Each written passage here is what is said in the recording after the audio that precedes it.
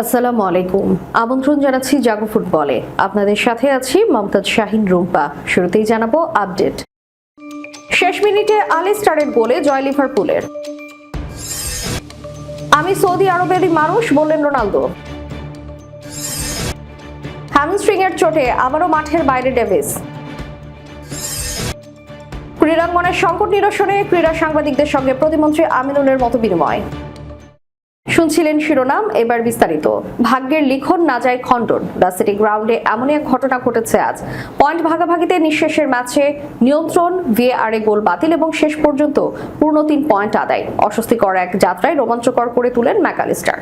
Argentine তারকার পায়ের জাদুতে premier লিগে জয় ফিরেছে লিভারপুলে। রোববার রাতে প্রিমিয়ার লিগের ম্যাচে নটিংহ্যাম ফরেস্টের বিপক্ষে 1-0 গোলে জয় পেয়েছে আর্নে স্লটের দল। এই জয়ে টাইটান রেসে এখনও নিজেদের অবস্থান জানান দিয়েছে ডিফেন্ডিং চ্যাম্পিয়নরা, যদিও শীর্ষে থাকা আর্সেনাল থেকে 13 পয়েন্ট কম অ্যানফিল্ডের ক্লাবে। ম্যানচেস্টার সিটির বিপক্ষে হারের পর রোববার জয় লক্ষ্য নির্ধারণ করে নেমেছিল লিভারপুল। তবে প্রতিপক্ষের মাঠে ভালোই হ্যাপা পোহাতে হয়েছে তাদের। অতিথি মুখে 18টি শট নেয় নটিংহ্যাম, বিপরীতে 10টি শট ছিল অলরেডসদের। যদিও 10টি শটেরই 4টি গোল মুখে ছিল। বড় সুযোগ তৈরিতেও এগিয়ে ছিল তারা। সব ঠিকঠাক থাকলেও কাঙ্ক্ষিত গোল মুখে খুলেনি নির্ধারিত 90 মিনিটে। 89 মিনিটে নটিংহ্যামের ডিফেন্ডার আয়না বল ক্লিয়ারেন্স করতে গিয়ে তালগোল পাকিয়ে ফেলেন। তার শট গিয়ে লাগে ম্যাকঅ্যালিস্টারের গায়ে। সেটা শেষ পর্যন্ত জড়ায় নটিংহ্যামের জালে।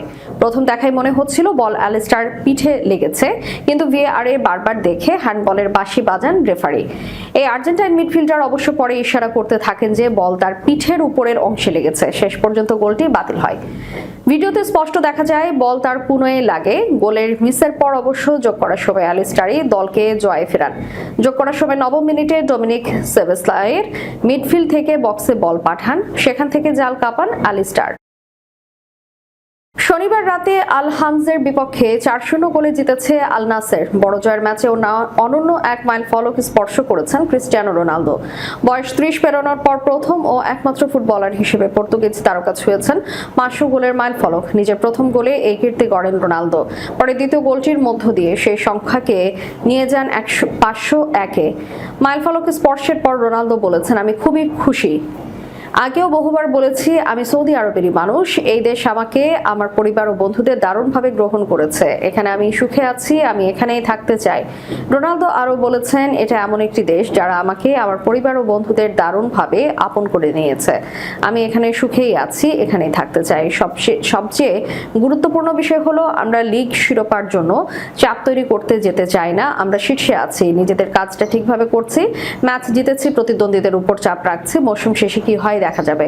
2022 সালের ডিসেম্বরে পারস্পরিক সমঝোতার ভিত্তিতে ম্যানচেস্টার ইউনাইটেডের সঙ্গে চুক্তি শেষ হওয়ার পর মধ্যপ্রাচ্যে পাড়ি জমান রোনালদো। এরপরেই আল নাসেরে যোগ দিয়ে বছরে 177 মিলিয়ন পাউন্ড বেতনে ফুটবল ইতিহাসে সর্বোচ্চ পারিশ্রমিক প্রাপ্ত খেলোয়াড়ে পরিণত হন তিনি। তবে তার আগমনের পর 10 বারের লিগ জয়ী আল নাসের এখন পর্যন্ত কেবল 2023 সালের আরব ক্লাব চ্যাম্পিয়ন্স কাপ শিরোপাই জিততে পেরেছে। শনিবারের জয়ে তারা লিগ টেবিলে আল হিলালকে 1 পয়েন্টে পেছনে ফেলে শীর্ষে উঠেছে। পাশাপাশি এএফসি এশিয়ান কাপের কোয়ার্টার ফাইনালেও জায়গা করে নিয়েছে রিয়াদের ক্লাবটি। মাইলফলক স্পর্শ করার আগে যুক্তরাষ্ট্রের প্রেসিডেন্ট ডোনাল্ড ট্রাম্পের কাছ থেকে বেশ প্রশংসা বাক্য শুনেছেন রোনালদো। CR7-কে সর্বকালের সেরা আখ্যা দিয়ে নিজের টিকটক হ্যান্ডেলে পোস্ট করা ভিডিওতে ট্রাম্প বলেছেন, রোনালদো তুমি সর্বকালের সেরা, আমেরিকা তোমাকে চাই, এভাবেই চালিয়ে যাও, শিগগিরই এখানে তোমাকে দেখতে চাই আমরা।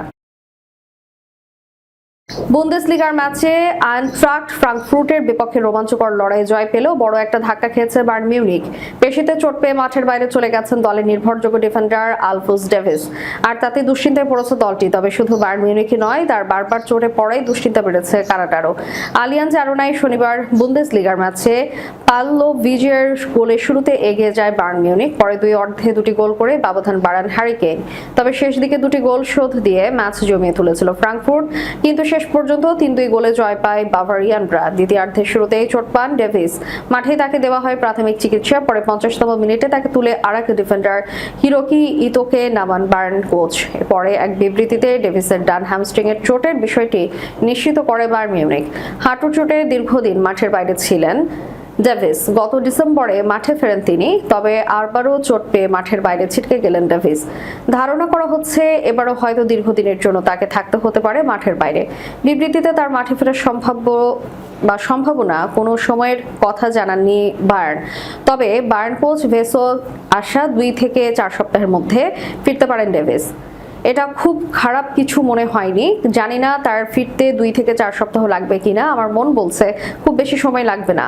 আগামী জুন-জুলাই যুক্তরাষ্ট্র, কানাডা ও মেক্সিকোতে অনুষ্ঠিত হবে ফিফা বিশ্বকাপ। তবে বিশ্বকাপের মৌসুমে ডেভিসের এমন বারবার চোটে পড়া কানাডার জন্য বেশ দুশ্চিন্তাকর।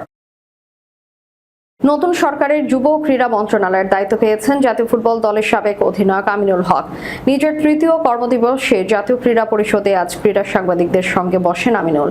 সেখানে সবার কাছ থেকে ক্রীড়াঙ্গনের সংকটের বিষয়গুলো শুনেছেন, সেই সঙ্গে সমাধানের পরামর্শ নিয়েছেন প্রতিমন্ত্রী আমিনুল হক। অনুষ্ঠানের শুরুতে ক্রীড়াঙ্গন নিয়ে বিএনপির লক্ষ্য ও পরিকল্পনার বিষয়টি সাংবাদিকদের সামনে তুলে ধরেন আমিনুল। এরপর জেলা ক্রীড়া সংস্থা নিয়ে সাংবাদিকদের মতামত শুনতে চান। জেলা পর্যায় থেকে খেলোয়াড়রা উঠে এসে জাতীয় দলে খেলে সংগঠকেরা জেলা বিভাগ থেকে মনোনীত হয়ে ফেডারেশন পদে বসে। তাই জেলা ক্রীড়া সংস্থার বিষয়টি প্রতিমন্ত্রী আমিনুল হক অত্যন্ত গুরুত্ব দিয়ে দেখছেন। যুব ক্রীড়া মন্ত্রণালয়ের বাজেট অত্যন্ত সীমিত। এনএসসি জেলা ক্রীড়া সংস্থাকে খুবই অল্প অনুদান দেয়, যা দিয়ে জেলায় সকল খেলা পরিচালনা করা সম্ভব হয় না। তাই সাংবাদিকরা জেলা পর্যায়ে বাজেট বৃদ্ধির প্রয়োজনীয়তা তুলে ধরেন। জেলা বিভাগে স্টেডিয়াম থাকলেও সেটা ব্যবহার অনুপযোগী। অবকাঠামো রক্ষণাবেক্ষণও গুরুত্ব আরোপ করেন অনেকে। জেলা ক্রীড়া সংস্থার পাশাপাশি মহিলা জেলা ক্রীড়া সংস্থাও রয়েছে প্রতি জেলায়। মহিলা ক্রীড়া সংস্থা জন্ম থেকেই অ্যাডহক কমিটি দ্বারা পরিচালিত।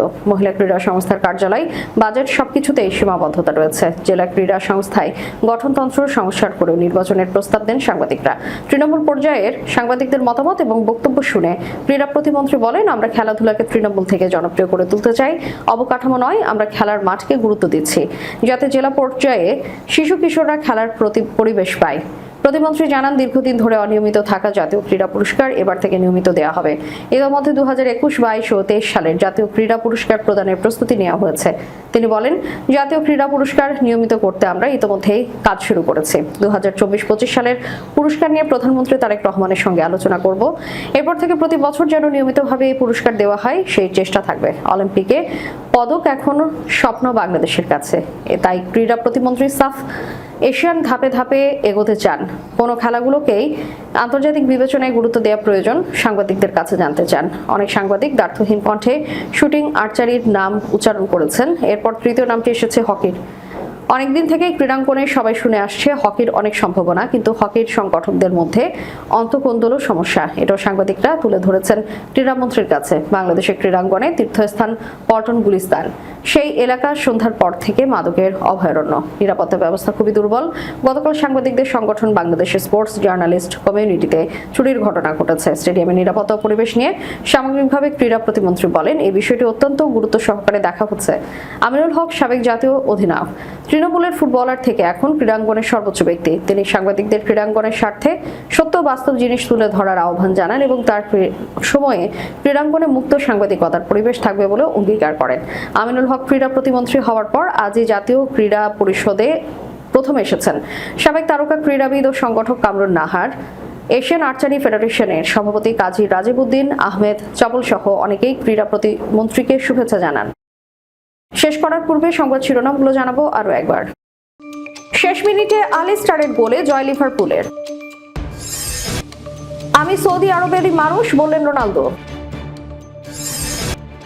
হ্যামস্ট্রিং এর চোটে আবারও মাঠের বাইরে ডেভিস। ক্রীড়াঙ্গনের সংকট নিরসনে ক্রীড়া সাংবাদিকদের সঙ্গে প্রতিমন্ত্রী আমিনুলের মত বিনিময়। এতক্ষণ আমাদের সাথে থাকার জন্য ধন্যবাদ। আল্লাহ হাফেজ।